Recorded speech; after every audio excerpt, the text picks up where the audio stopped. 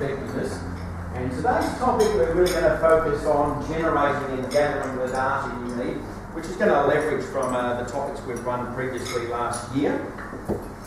I'm going to get the guys in the panel to introduce themselves. I feel very fortunate to have an expert panel on my right-hand side supporting me here. Just by way of order of process, obviously it's a breakfast seminar, so there's good staff here at the Bohemian let us have this fantastic venue basically without charging us rent, so the best thing we can do is make sure we order a brekkie from them. So just order your brekkie and the staff will bring it up, eat your breakfast throughout the proceedings.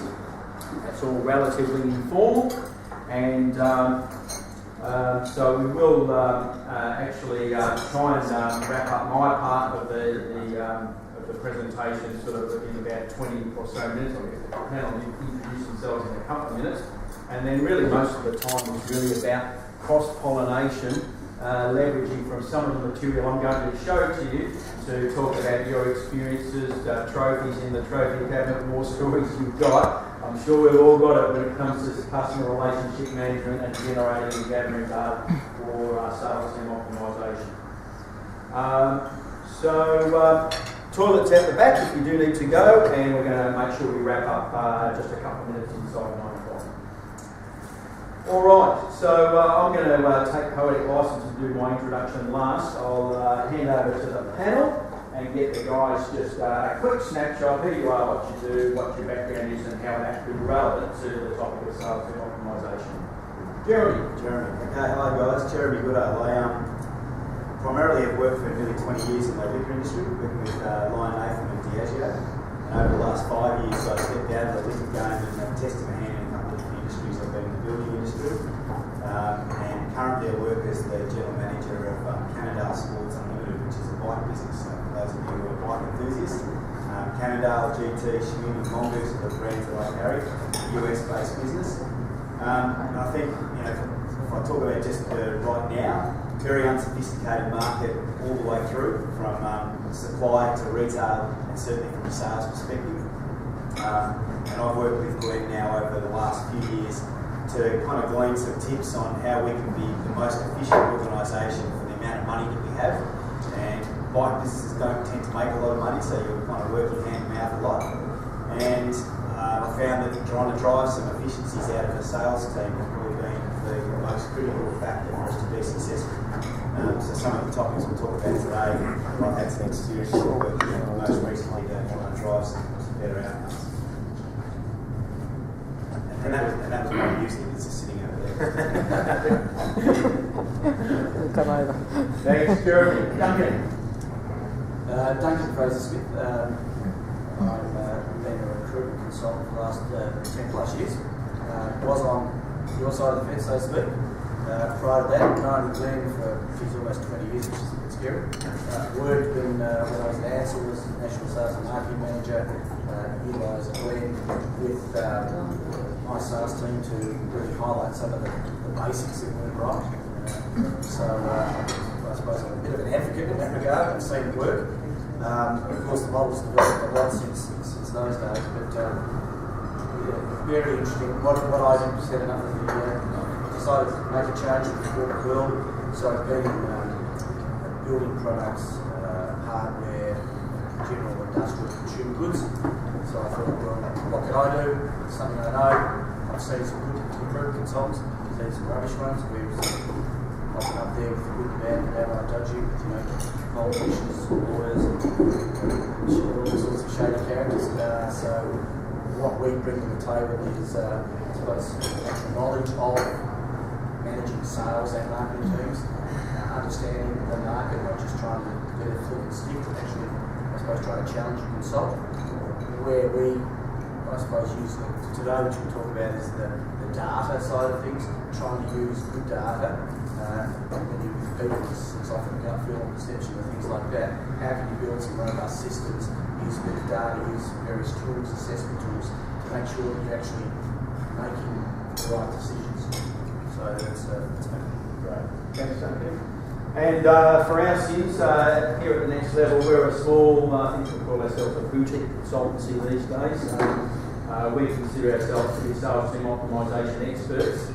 And I think, moreover, we exist in the passionate belief that heads of sales in business-to-business Australia should be able to spend the majority of their time thinking, strategising, planning about next year's opportunities and threats, knowing all the while that this year's opportunities and threats are taken care of because the sales team is operating as effectively as possible in an optimised environment. And so therefore, in terms of our role in that world, we simply help our clients by deploying parts or even all of our proprietary sales system into the sales organisation to model, map, design and help plan and measure maximum sales team productivity and return.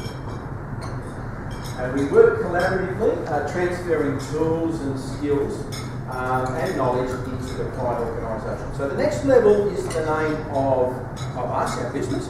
It's also the name of this proprietary sales team optimisation system.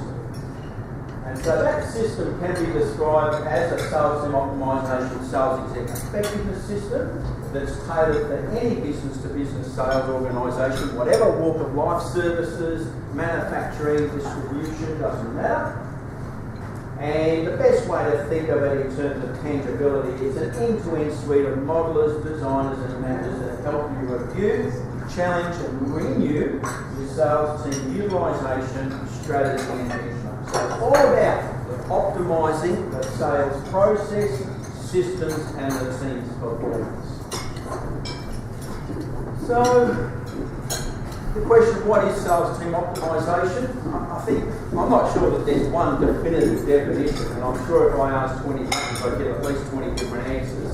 But for what it's worth, given that we live and breathe this stuff day in, day out, our view of the definition is around the analytics that align sales team design and process to the customer base and prospect pool, all in the name of extracting every available drop of productivity and return from that investment to put the sales team into the field.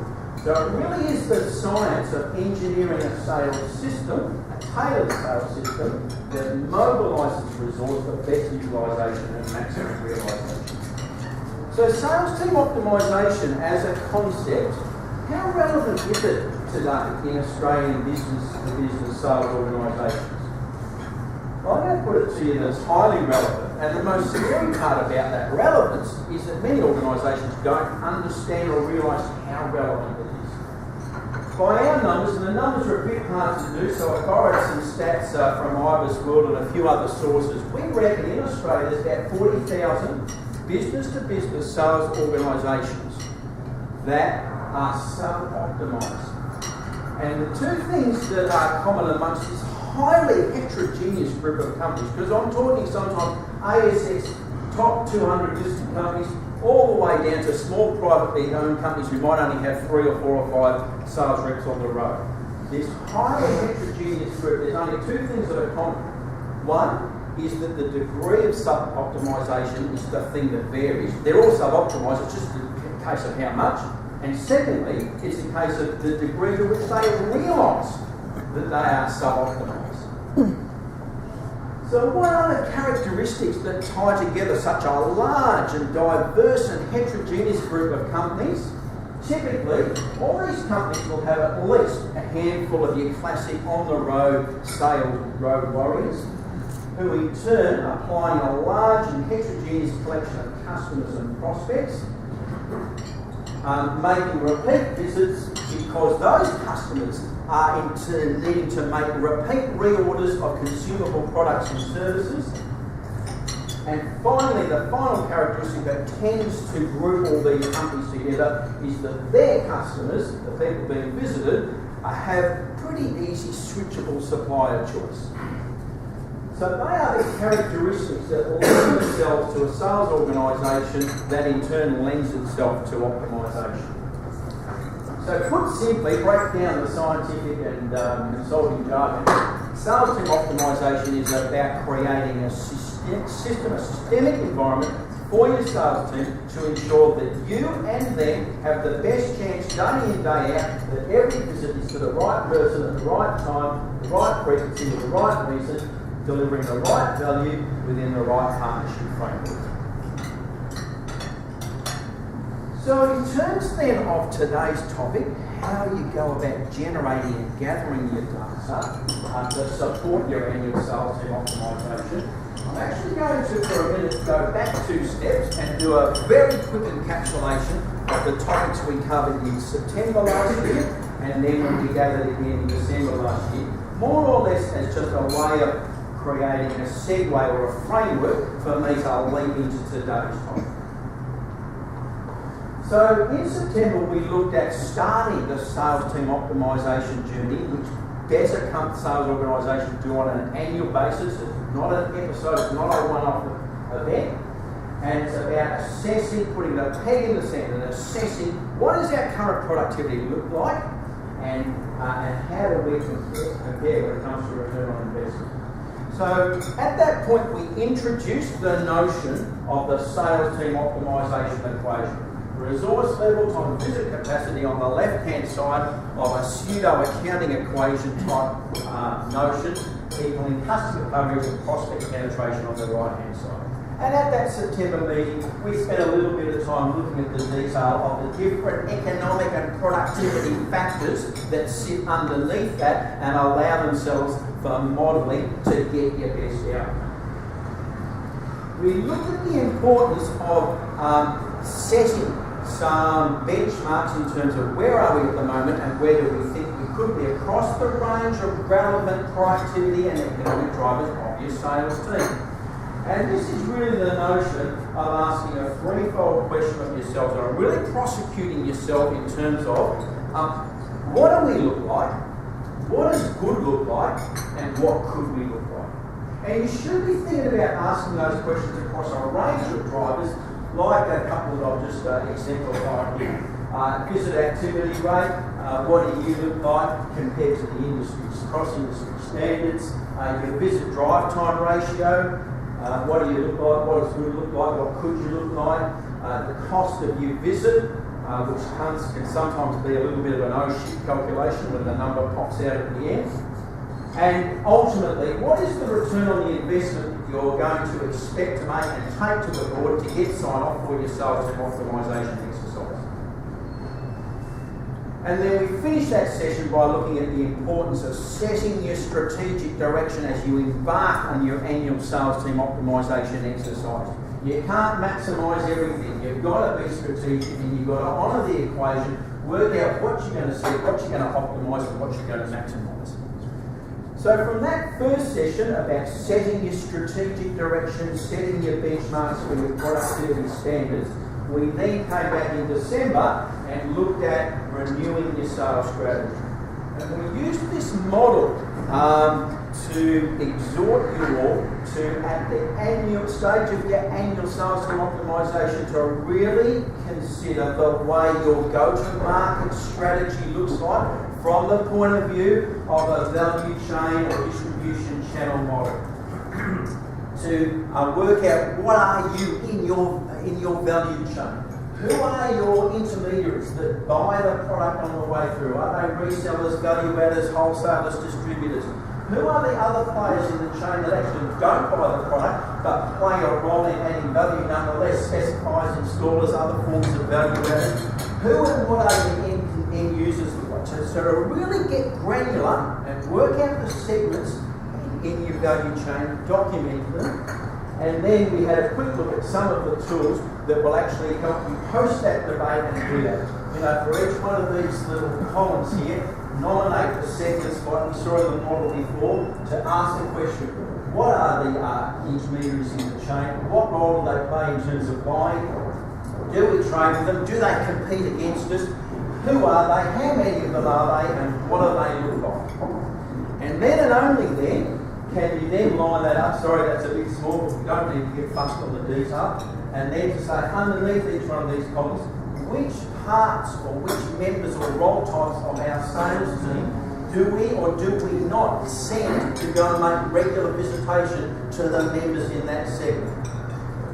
Now you might sit there and say, well, we know all that. What do we have to do that for once a year? Please don't skip over it. Do the exercise.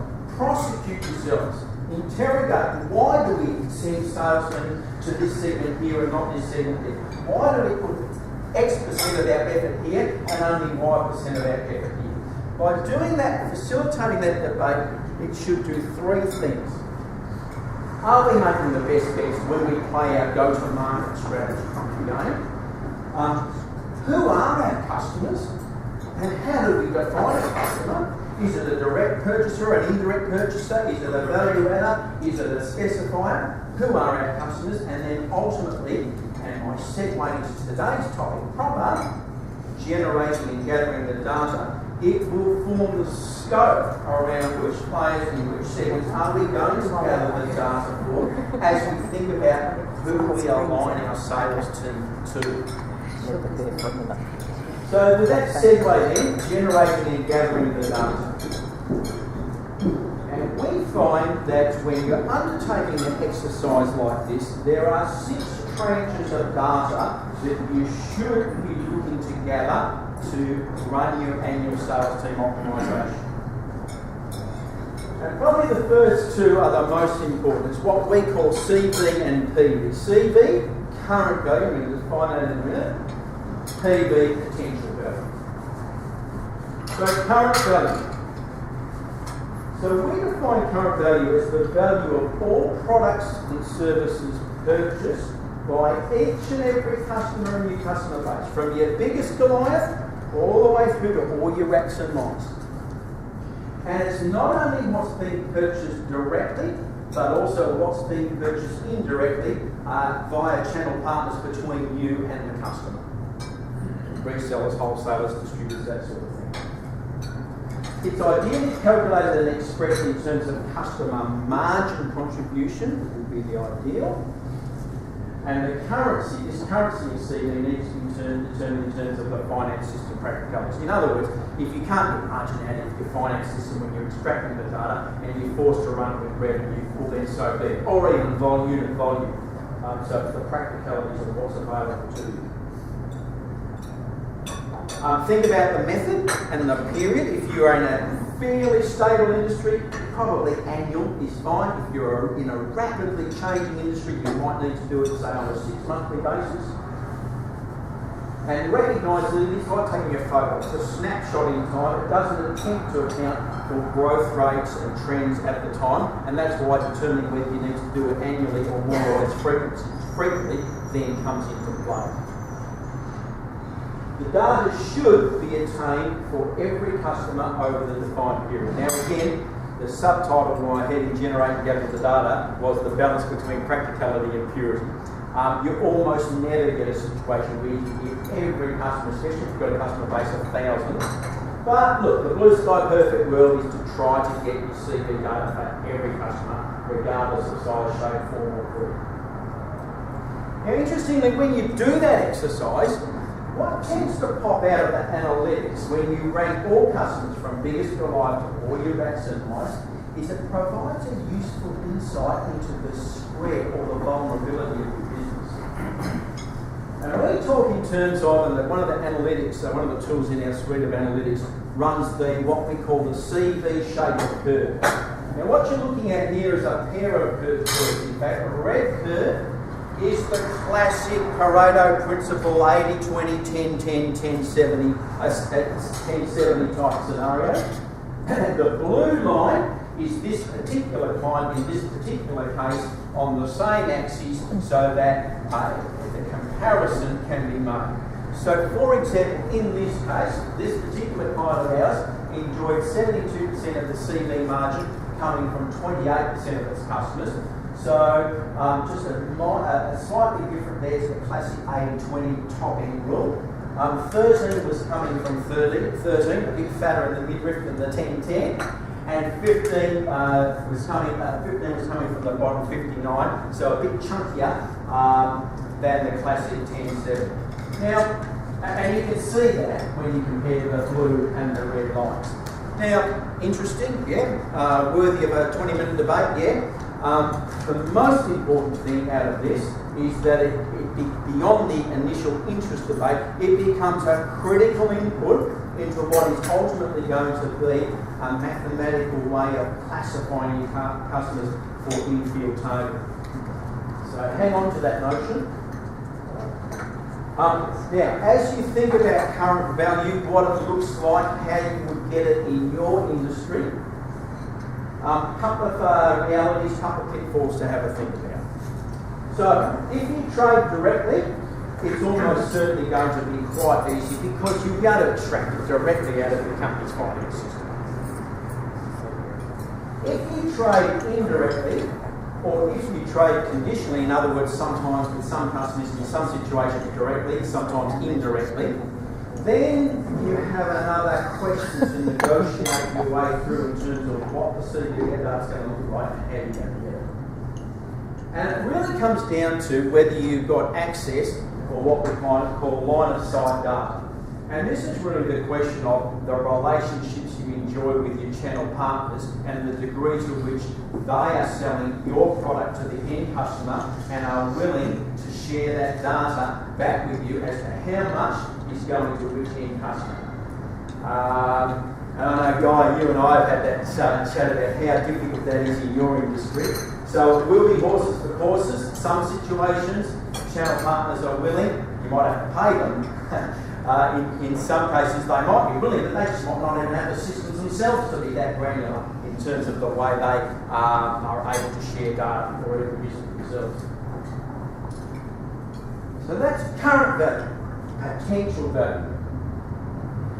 So potential value now is the value of all products and services in the categories in which your organisation competes. So think about, again, the individual customer.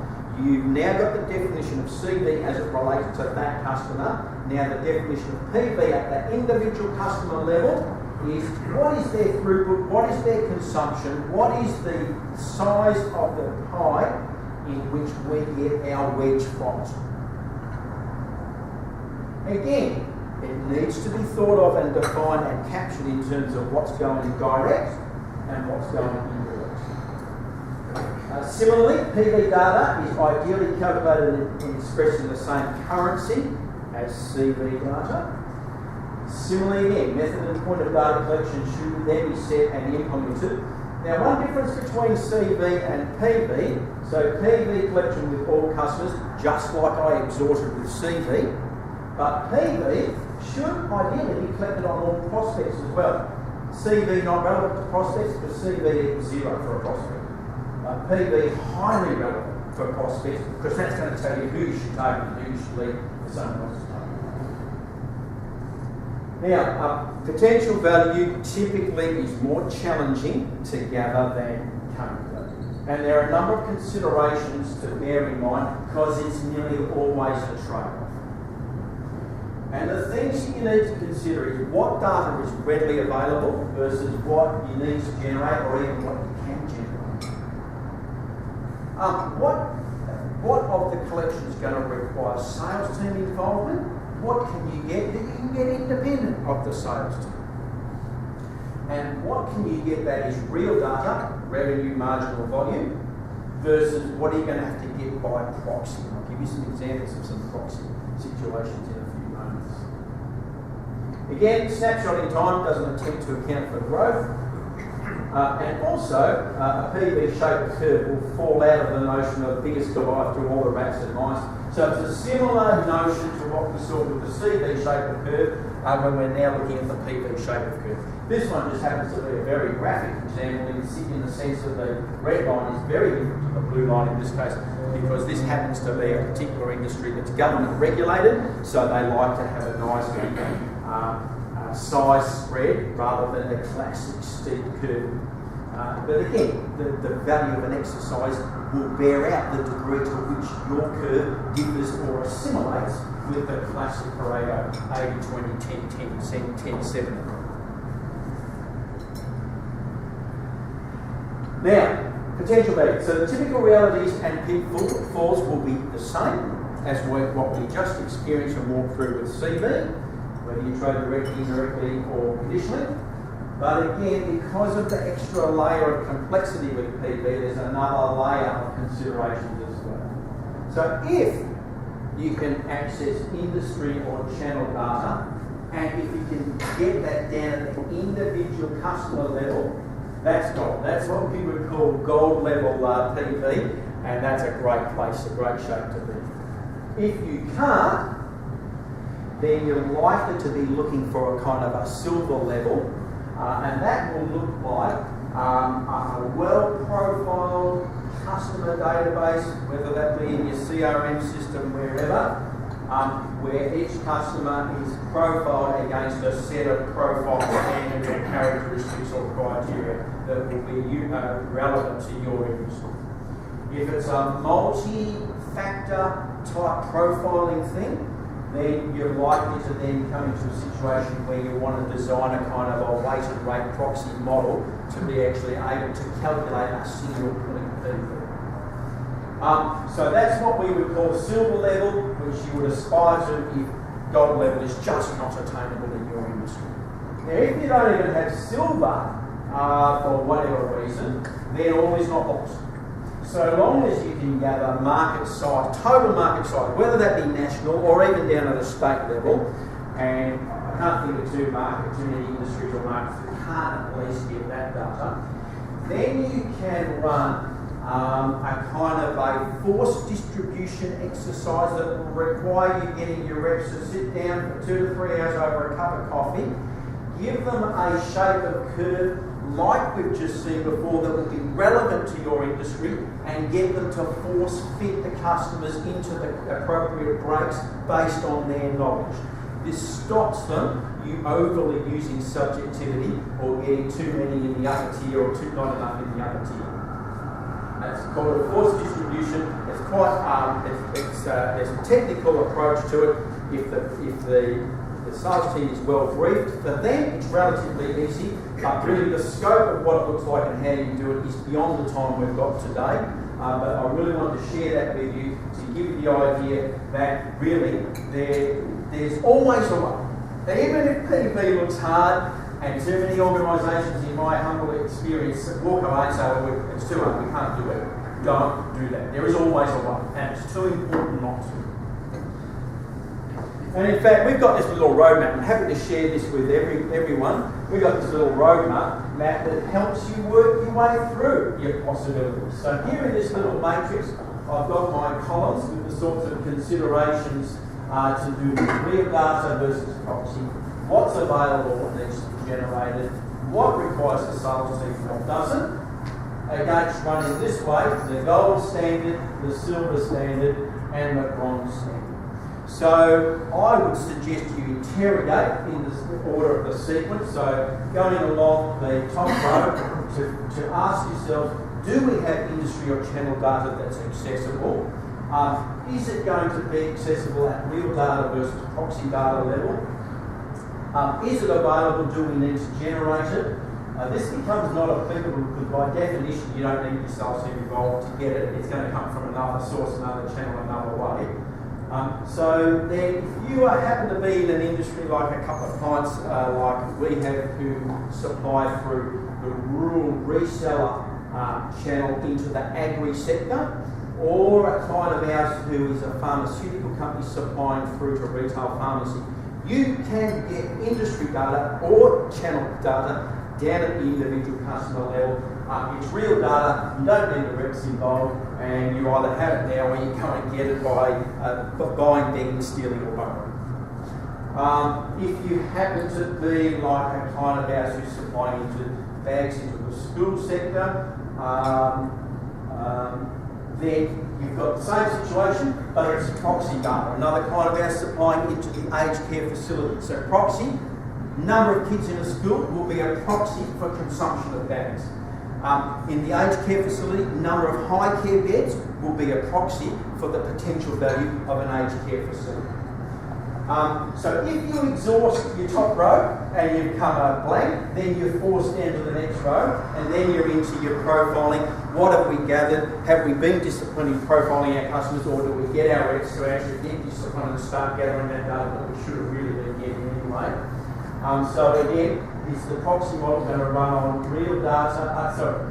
Is the silver level going to run on real versus proxy? Have you got it available? Do you need to generate it? And do you use your salespeople to get it when they're doing their visits anyway? Or do you use some other way of getting it? Clients of ours have used the kind of the good, better, best kind of scenario. So a client of ours in the services industry, freight industry, set their sales team up to ask for the actual revenue that the customer generates in the category in which they compete. If the customer either wasn't willing to give that or unable to give it, then well, what's the number of 20-foot equivalent containers that you put through? And if they weren't able to get that or not comfortable sharing that, then they said, well, at least what's our share of your vault? So good, better, best. At least it's a way of getting that sort of data, at least at the silver level. Clients of ours who are selling into the more retail-oriented space, hardware, retail, pharmacy, FMCG, it's a little bit more, you're able to get a bit more sophisticated there. You can take visual counts of ranging, distribution, gondola bins, number of staff in the store, size of the store, location of the store. You can build up a rate and weight proxy model to get your silver level data. And as I mentioned before, if all else fails, don't give up. You can still use overall market size data, either at the national or the state level, and run your force distribution exercise by leveraging the knowledge of your reps. And again, outside the scope of today, but if that's of interest to you, give us a call and we'll show you how to do that. So, the principles that we apply to the CV problem when you don't have line of sight, the same principles that we've just looked at here for the PV will apply to getting your CV if you're in that indirect situation without line of sight. So again, my point, if you're sitting there feeling either CV and or PV challenged, all is not lost. There is always a way. It's too important not to, and we always find that even if you're at gold standard level, in terms of what you can access, it's never perfect. The data's never perfect, so accept that and treat your exercise as a continuous improvement. We've seen organisations move from bronze through to silver through to next year to gold because they did treat it as a continuous improvement exercise.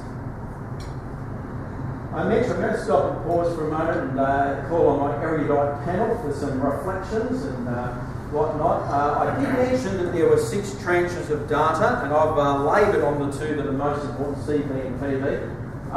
The other ones that come into play, just before we get a bit of open discussion going, is gathering some internal data from your, typically you can access this from your finance system, cost of sale data, cost to serve data. You're ultimately trying to cost a visit.